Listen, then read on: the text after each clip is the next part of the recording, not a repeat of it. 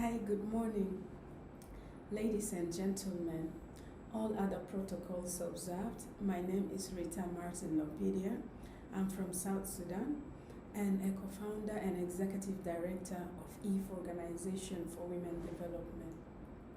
It's an honor to be a keynote speaker in this international colloquium under the theme African Child, Promoting a Consistent Culture of Protection, Care, and Safeguarding in Church and the Society.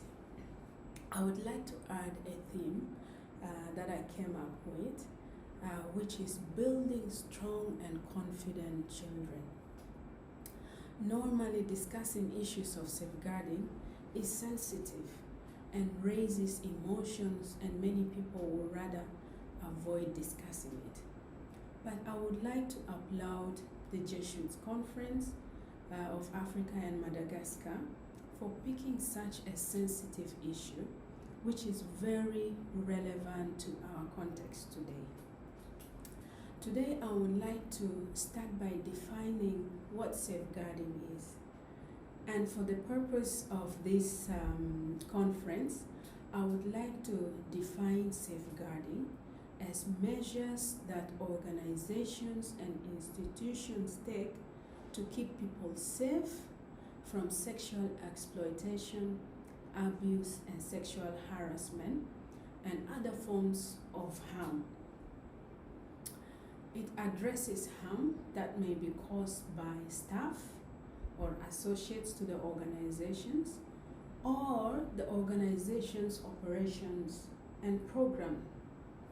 So this is the context I would like to discuss with you today.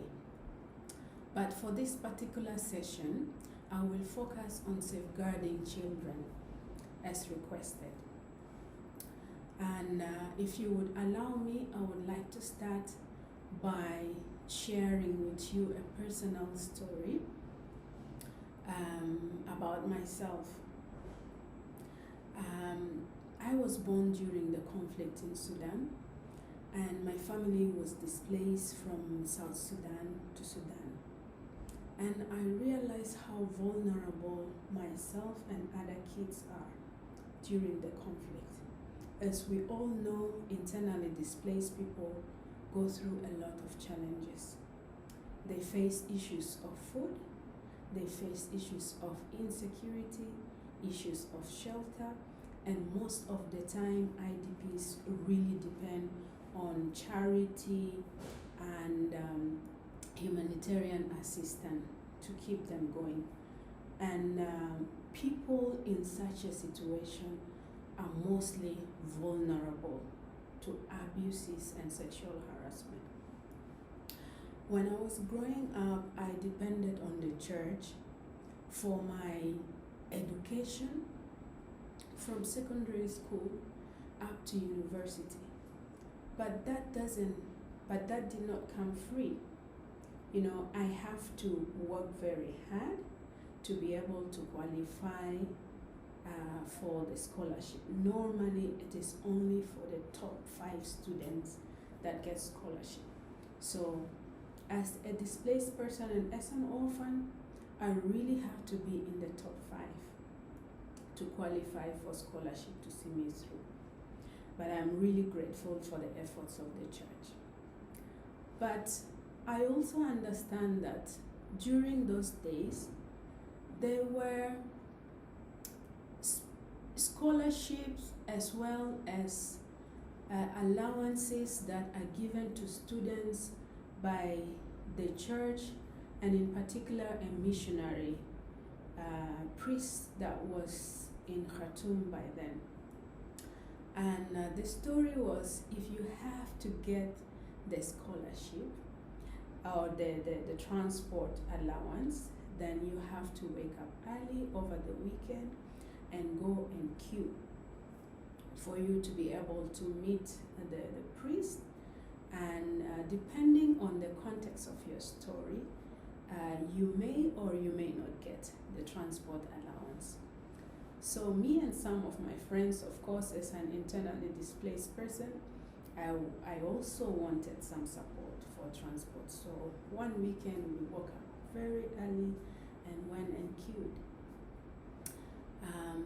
And there is a specific number that is being taken. So luckily I was within that number range. But when it was my turn, I went in like all the others and narrated my story. I was an orphan, and my mom took care of the four of us, and my story, as I believe, was really compelling.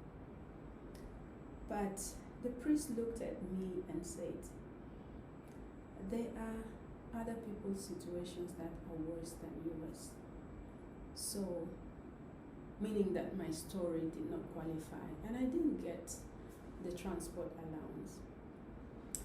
But the story was, and I know that there are other students whose situations were not as bad as mine, but they managed to get the transport allowance. And the question is, that I kept on asking myself is, what kind of story did they tell the priest to be able to get that transport allowance? But there are also other hearsays that,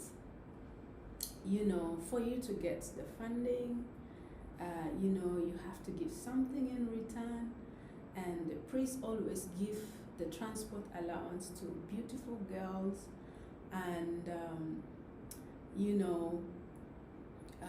and boys never really got the transport allowance. I would like to share this story because I'm sure this is not the first story that you are hearing about people being taken advantage of. And this brings us to the real issue that we want to discuss now.